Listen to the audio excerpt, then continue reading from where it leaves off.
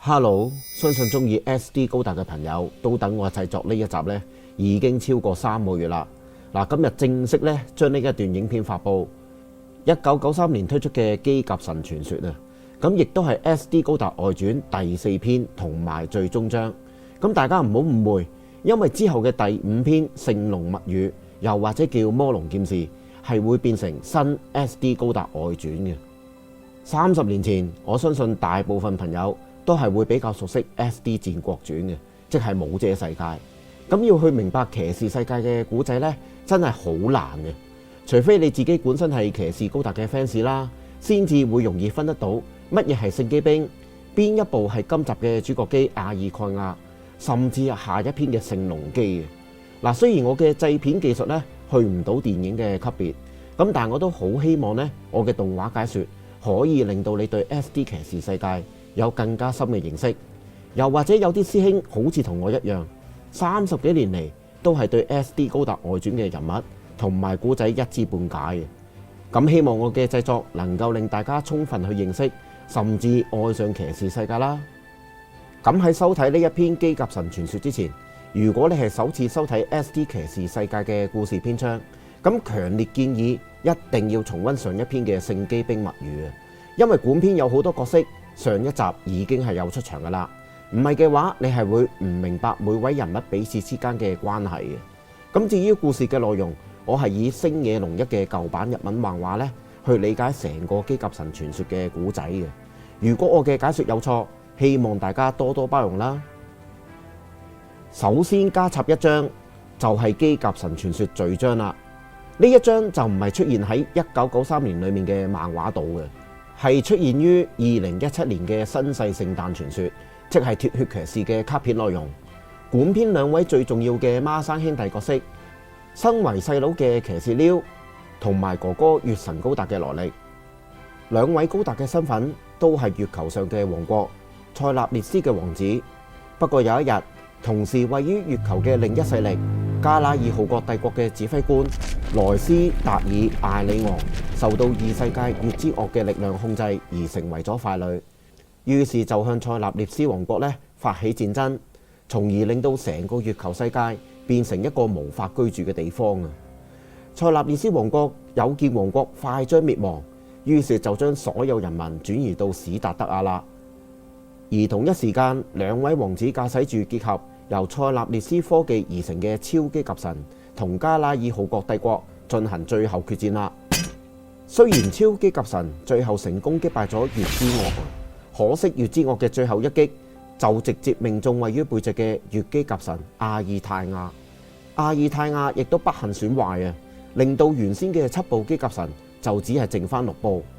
哥哥月神高達為咗救騎士溜，於是就將騎士溜轉移到去紅色嘅機甲神阿爾蓋亞身上啦。同時所有機甲神亦都跌入史達德亞世界，2位王子亦都同時失去一切有關自己係王子嘅記憶。呢一個序章經過咗24年後嘅2017年，先至喺新世聖誕傳說作一個清晰嘅交代。點解騎士溜一開始就出現喺史達德亞呢？正式開始機甲神傳說嘅第1章啦，紅色的神秘機兵。上一篇故事嘅結局就係達巴聯合軍因為聖機兵同埋超越之龍嘅力量，終於打敗由鐵面具卡羅佐所率領嘅新自護族。3年過咗去，達巴王國慢慢重建起嚟。上一篇嘅主角萬能騎士 GP01 喺最終決戰，由於失去咗聖機兵卡里力斯，為咗保護達巴王國，機械工西布頓為佢參照咗聖機兵卡里力斯，製造咗一部替代嘅機兵格雷克斯。故事嘅開端就係佢同西布頓所駕駛嘅拜良戴亞斯一齊喺森林練習啊。雖然 GP01 感覺得到格雷克斯非常優秀，而且更加有住駕駛卡里力斯嗰陣嘅感覺，但係佢心裏面仍然都抱有一個疑問嘅，究竟格雷克斯嘅力量足唔足以守護史達德亞呢？而喺某一個晚上，史達德亞各地都突然受到流星嘅攻擊，有5個王國亦都因此壞滅啦。女王莉娜同各位神子商討對策，而其中一位就係本篇首次登場嘅角色召喚士呂嘉。佢預測天上嘅流星係根據組成天上之蛇嘅7粒星星，以7個坐標咧嚟進行攻擊嘅。而最終嘅攻擊目標就係達巴王國同埋王國前方嘅莫里布羅科森林。於是女王莉娜就即刻派出萬能騎士 GP01、騎士節度同埋真女吉姆雷射炮2去森林進行調查啦。正當佢哋去到森林，發現上空已經被黑雲籠罩，天上嘅流星亦都喺呢個時候向住森林衝擊。同時隱藏喺黑雲嘅天空船終於現身啦。而流星嘅管體其實就係管篇嘅反派達拉斯王國降下嘅機兵德拉傑。成個森林瞬間燃燒起嚟。突然間有一位高達正就喺森林裏面逃出嚟，而佢就係管篇嘅主角騎士撩啦。佢正被機兵德拉傑追趕，於是騎士 GP01 即刻將騎士撩救落嚟。騎士撩迷迷糊糊對住 GP01 講：鹿，去尋找鹿啦！眾人對於騎士撩一見面就講出一啲意義不明嘅說話，都摸不着頭腦。機兵德拉傑繼續向各位騎士作出攻擊。好彩龍捲騎士 Wingsetter 駕駛住對空機兵迪殊嚟保護眾人。咁但係佢就唔係同德拉傑進行戰鬥，而係即刻以西布頓製造嘅噴射器帶 GP01 趕返去達巴城。因為呢一刻達巴城嘅上空除咗被多部天空船攻擊之外，天空魔城格爾尼卡亦都同時出現。面對敵人強大嘅攻擊，達巴王國機兵軍亦都全體出嚟應戰。喺城裏面，女王莉娜亦都帶住其他人到地下室避難啦。咁但係屬於新自活族嘅侵攻要塞巨大薩姆突然間衝破城牆，並且有2位熟悉嘅身影出現喺女王面前。原本喺截古自護篇戰死嘅騎士勇士同埋咒術師密莎娜，喺皇帝艾基爾達拉斯嘅力量之下，以復仇嘅怪物姿態復活啦，並且帶住新自活族嘅殘黨向住達巴城進行突擊。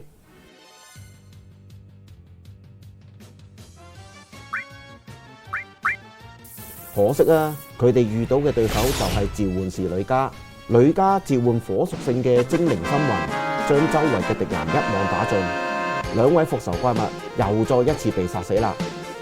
而另一邊嘅達巴機兵軍同埋降下機兵德拉傑嘅對戰當中，喺接近獲勝之際，支援天空船嘅飛行機兵音速亞索龍喺空中發射誘導彈，向住地面嘅達巴機兵軍進行全體攻擊。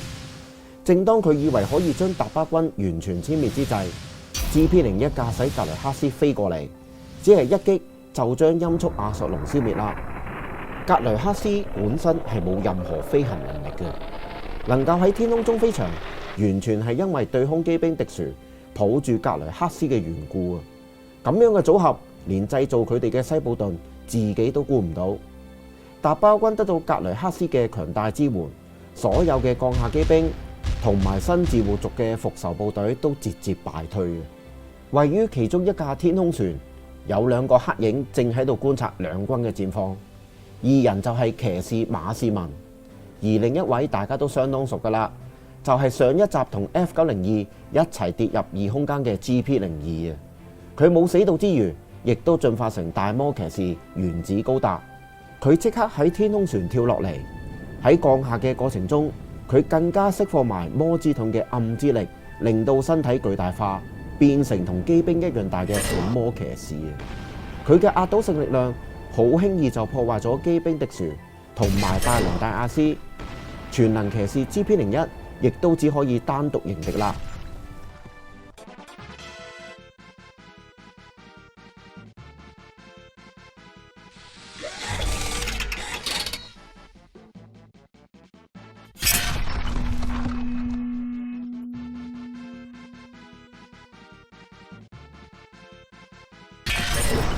重魔騎士嘅暗之力令到身經百戰嘅 GP01 陷於苦戰。重魔騎士亦都講出攻擊達巴王國嘅原因，就係要 GP01 交出知道天空魔城秘密嘅新高達啊！另一邊喺達巴王國嘅機兵庫前面，騎士節度同埋真女吉姆雷射炮2正喺度阻止辛高達去駕駛機兵出戰啊！辛高達除咗表示對天空魔城有一種熟悉嘅感覺之外，亦都希望用自己嘅力量去守護達巴王國嘅。同一時間，格雷克斯已經俾重魔高達打到失去戰鬥能力啦。正當重魔高達要給予格雷克斯致命一擊之際，辛高達駕駛住機兵吉姆前嚟救駕啦。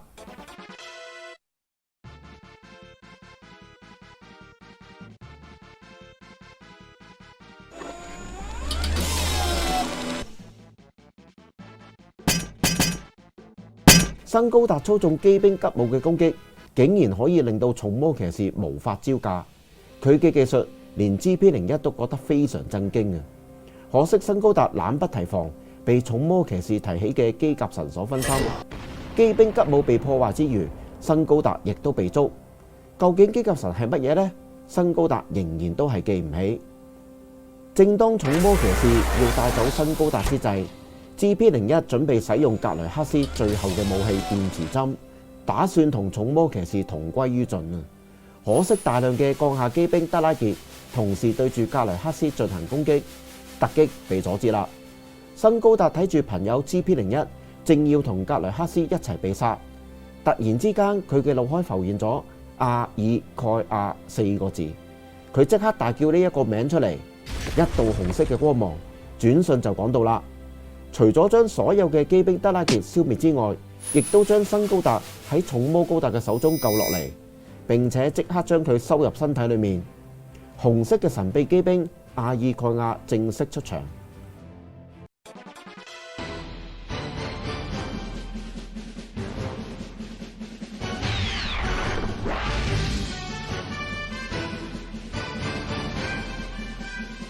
阿爾蓋亞使出赤鱗光劍，一擊就打敗咗重魔騎士。重魔騎士只好率領天空船撤退，天空魔城亦都同時消失。雖然機甲神阿爾蓋亞正式出現，咁但係辛高達除咗記得去尋找鹿之外呢，佢仍然係處於失憶嘅狀態。於是騎士 GP01 決定同眾人一齊去旅行，希望能夠解開鹿嘅謎團之外，亦都希望可以揾新嘅力量去對抗位於天空魔城上嘅達拉斯王國啊！第2章鹿體之機甲神。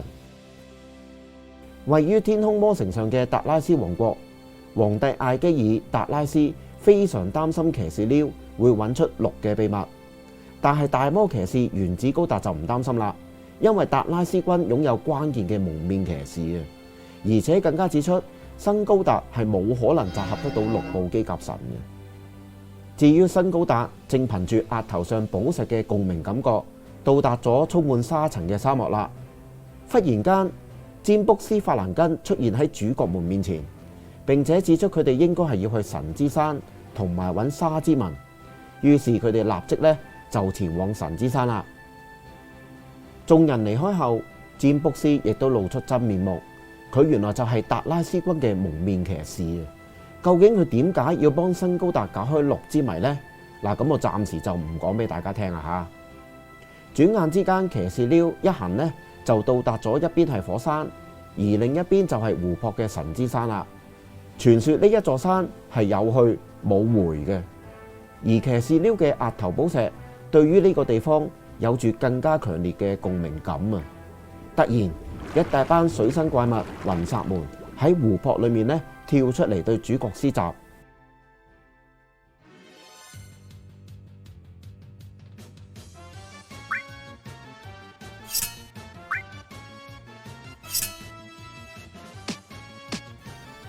由於水生生物係由水嚟構成嘅，所有任何物理攻擊都對佢哋無效。喺呢個時候，神秘騎士高達卡佩拉突然出現，並且用佢嘅特別力量將水生怪物全部蒸發。佢嘅真正身份其實就係騎士 GP04 嘅。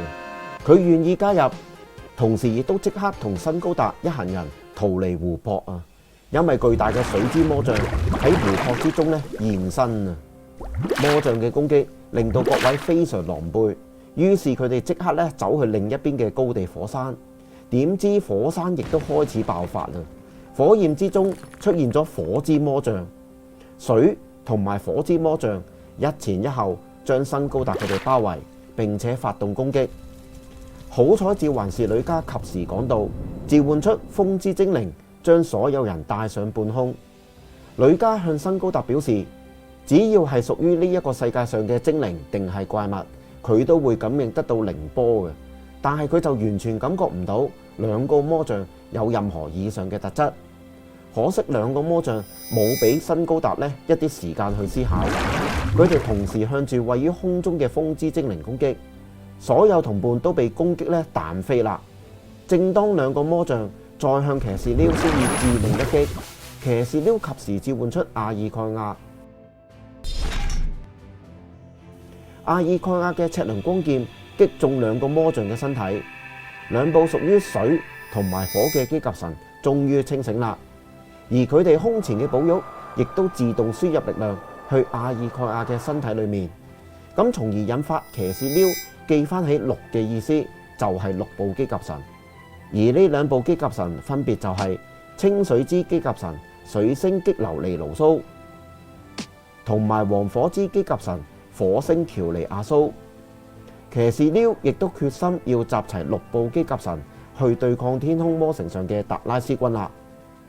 而同一時間喺神之山嘅遠處，上一集嘅古華多羅成為咗達拉斯軍嘅軍師，而今次佢只係喺遠方觀察，就冇出戰嘅。究竟佢嘅目的係乜嘢呢？至於因為頭先兩部機甲神嘅攻擊而被震飛到沙漠嘅 GP01 同埋騎士卡貝拉，因為震盪而昏迷嘅，但係佢哋就被沙之文誤會佢哋二人係嚟自天空魔城嘅。於是就二話不說就將佢哋捉走咗。而喺沙漠嘅另一邊，真女吉姆雷射炮2同埋受咗傷嘅騎士捷道正喺度等待救援啊！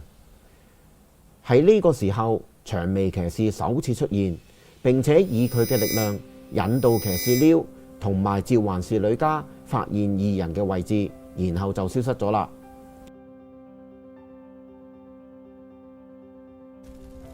另一邊廂被捉走嘅騎士 GP01 同埋卡貝拉，因為沙之文嘅誤會而準備變成用嚟獻俾石像之神嘅祭品啊！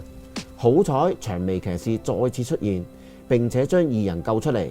不過沙之文係唔會輕易放過 GP01 嘅，一場大戰在所難免啦。同時石像之神亦都突然間動起嚟，新高達憑住額頭上寶石嘅共鳴，進入咗沙漠之民居住嘅洞口啊！兩個人慢慢行入洞穴嘅深處，就遇到一部機兵啦。由於新高達對所有機甲神嘅外表都毫無印象啊，因此佢誤以為眼前嘅達拉斯軍機兵卡斯利係機甲神，而駕駛卡斯利嘅操手就係騎士馬士文同埋佢嘅2位下屬。佢立即就將毫無防備嘅新高達捉起，並且即刻破壞洞穴嘅上方，準備將新高達帶返去天空魔城啦。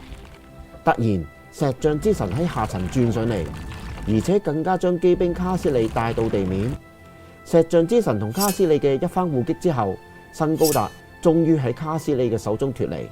佢即刻召喚出阿爾蓋亞迎戰。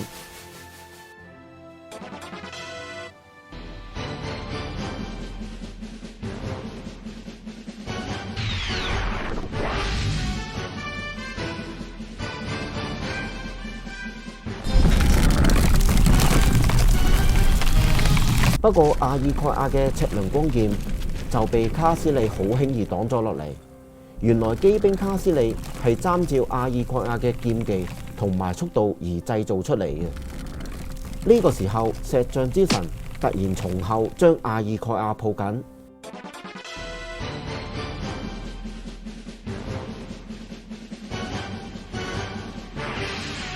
由於普通嘅赤鱗光劍傷唔到機兵卡斯利，於是新高達就使出阿爾蓋亞嘅必殺技悲哀的亂舞啊！產生能量爆裂，機兵卡斯利變成一堆碎片啦。但係石像之神仍然都係緊抱住阿爾蓋亞嘅，除咗用石頭包住佢嘅身體之外呢，兩者更加同時衝落地面。而天空魔城格爾尼卡亦都再次出現，由於騎士馬士文嘅機兵卡斯利被打敗，大魔騎士原子高達覺得皇帝艾基爾達拉斯非常無能啊，於是佢就叛變，搶奪天空魔城嘅指揮權。咁同時亦都即刻喺天空城跳落嚟，準備一次過破壞石像之神同埋阿爾蓋亞。因為佢知道，就算阿爾蓋亞被破壞，蒙面騎士係有能力令到阿爾蓋亞復活嘅。咁正當佢繼續攻擊之際，一個能量環將重魔騎士嘅雙手封住。原來係長眉騎士使用佢嘅能力月之力，並且告訴重魔騎士，就算佢得到機甲神都冇用，因為6部機甲神並唔係屬於史達德亞世界。突然間，重魔騎士嘅背脊被擊中。原來皇帝艾基爾達拉斯喺天空魔城上指揮其他天空船向住背叛嘅重魔騎士攻擊啊！攻擊嘅暴風將長眉騎士震飛，咁同時亦都令到佢嘅面具破碎。原來長眉騎士嘅真實身份就係達拉斯軍嘅蒙面騎士。天空船嘅攻擊令到位於重魔騎士背部嘅魔之盾出現裂紋，而阿爾蓋亞亦都不知不覺間飛到去重魔騎士嘅身後啦。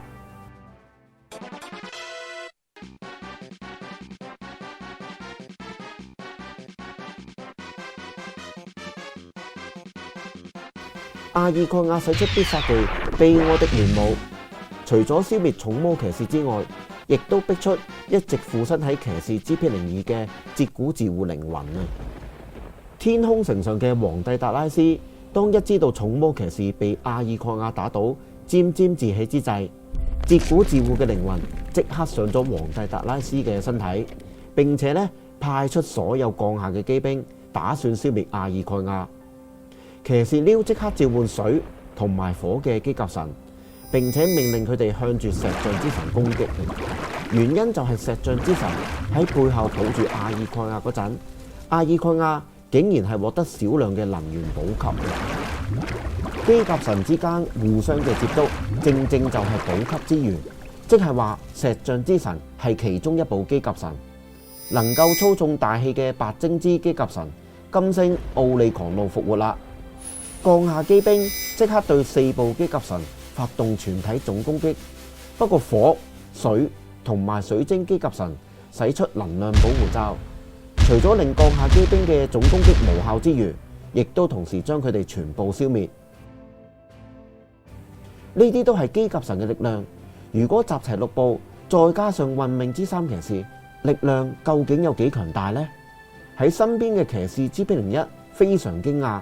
佢唔明白騎士加貝拉點解會知道機甲神嘅事，而運命之3騎士又係啲乜嘢呢？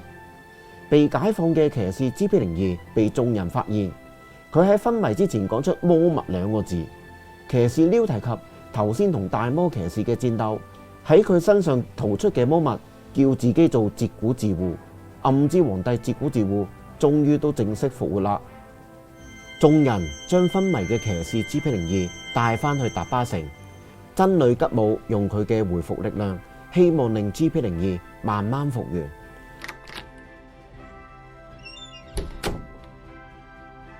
咁但係騎士加貝拉卻暗地裏用佢嘅力量打入 GP02嘅身上。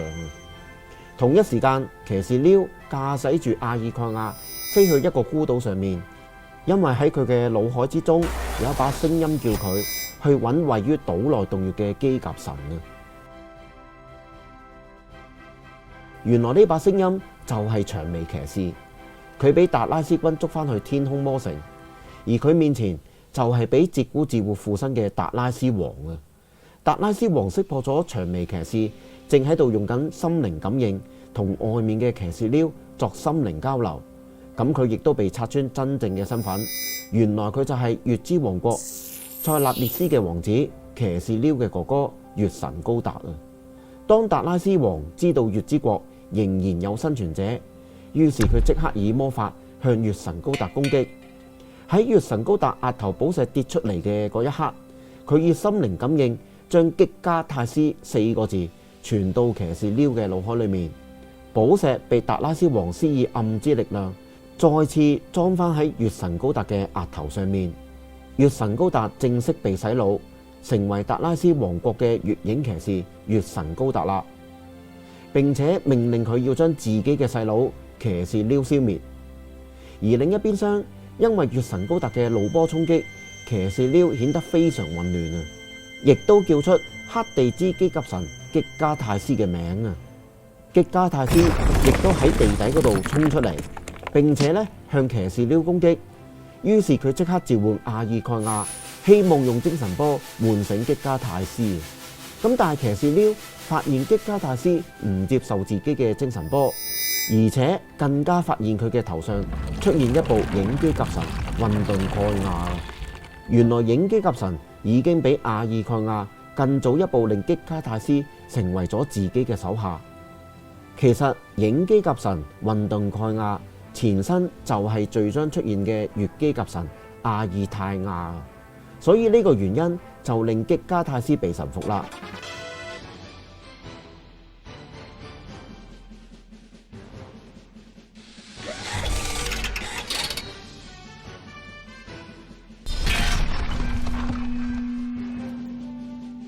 同時佢嘅駕駛員就係啱啱被洗腦嘅哥哥月神高達。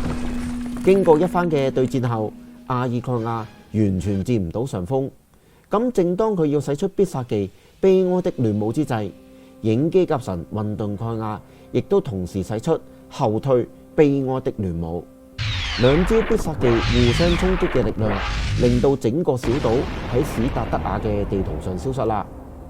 阿爾蓋亞不敵，跌入海底。位於達巴王國嘅騎士加貝拉感應到騎士溜發生危險，為咗守護史達德亞，所以佢即刻令命運之三騎士誕生啊！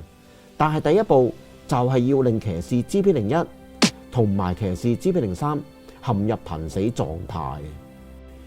咁究竟騎士 GP01、GP02同埋 GP03能唔能夠順利誕生成為運命之三騎士呢？而騎士溜又能唔能夠集齊6部機甲神去對抗再度復活嘅截古自會呢？嗱，咁我會留待本頻道製作嘅機甲神傳說下集先再同大家交代啦。嗱，咁首先同各位有收睇嘅 fans 咧講聲唔好意思啊嚇。嗱，今次機甲神傳說點解要分上下集呢？咁一嚟我用電腦打呢份稿嗰陣呢，我一邊睇漫畫一邊作稿，完咗第二章呢，發現都已經有9頁啦，即係有機會咧係超過20分鐘嘅。咁恐怕冇朋友係會集中精神睇超過20分鐘嘅影片嘅。第二啦，有好多朋友都習慣係用加速又或者飛嘅狀態咧嚟睇片嘅。嗱，我之前製作呢啲講古影片咧，平均觀看時間只係有最多5分鐘嘅啫。YouTube 要將影片推薦俾有興趣嘅朋友收睇，係要睇收看者嘅持續時間嘅。咁當然百分比越高就越好啦。所以我希望真係想幫我嘅朋友呢，真係慢慢由頭睇到尾。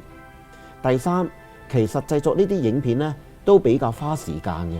咁我唔太想呢再一次過整啊，因為都太大壓力啊。咁或者日後每一篇我真係會分開上下集嘅。第四，我私人事啦。最近啊，自己屋企人個健康就發生咗問題，咁啊迫於無奈啦，有好多嘢我都要去處理嘅。嗱，喺呢度我祝願大家各位師兄同埋你哋嘅屋企人身體健康啊！有陣時人生呢真係好無奈嘅。嗱，不過我都會樂觀去面對嘅，咁亦都會揾身邊嘅朋友傾一傾。嗱，如果大家對元祖 SD 超級甲神模型有興趣嘅朋友，歡迎收睇以下呢2段影片。咁聽聞裝甲馬車歐奇斯呢會喺不久嘅日子就會推出噶啦。4月推出嘅月之機甲神阿爾泰亞，我係訂到噶吓。嗱，不過我唔知道抽唔抽到時間出嚟做啊，即係 YouTube 嗰啲搶喵大戰呢。咁我相信日後都比較難去同人搶咯。咁會唔會有朋友因此退訂呢？咁啊，聽天由命啦。嗱，希望我可以快一啲呢，製作好機甲神傳說下集俾大家睇嘅。如果喜歡呢一條片，記得俾我一個 like 同埋留言，最好就係分享俾有興趣嘅朋友收睇。未訂閱嘅朋友，希望你會訂閱啦。